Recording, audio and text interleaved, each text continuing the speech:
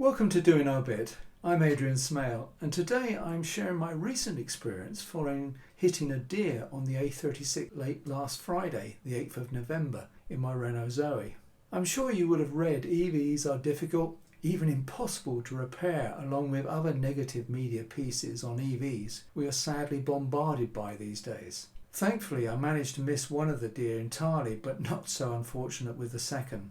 The deer survived, or at least ran off, but as you can see, the damage was extensive, and crucially, being a Zoe, the charge port being at the front was taken out. Despite this, it was still drivable, thankfully.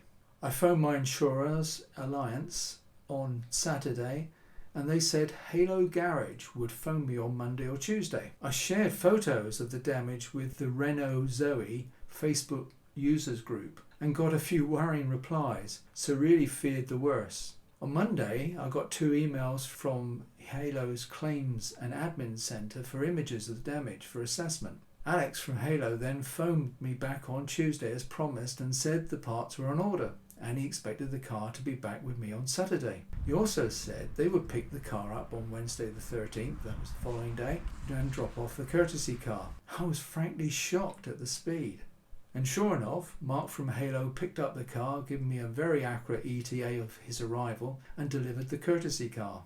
Alex again phoned me on Thursday to confirm that the car would indeed be back with me on Saturday, the 16th. In total, they phoned me 5 times with updates, text me 3 times, and at one stage even hoped to deliver the car back on Friday.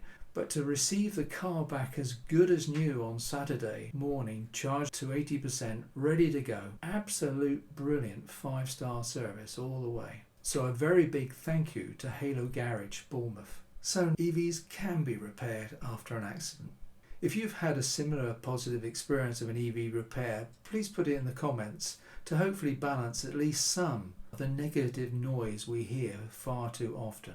As always, I've received no payment for this review or involvement from Halo. It's totally independent. There is a higher risk of deer strikes October through to December, increased further by a much larger population now of over 2 million deer in the wild. Please check out the notes below for further information and advice. I hope you found this video encouraging, particularly if you've been put off purchasing an EV because of such negative stories about repairs. And if so, please like and subscribe if you have not already, as this really does make a difference to the channel. And I'll see you in the next one.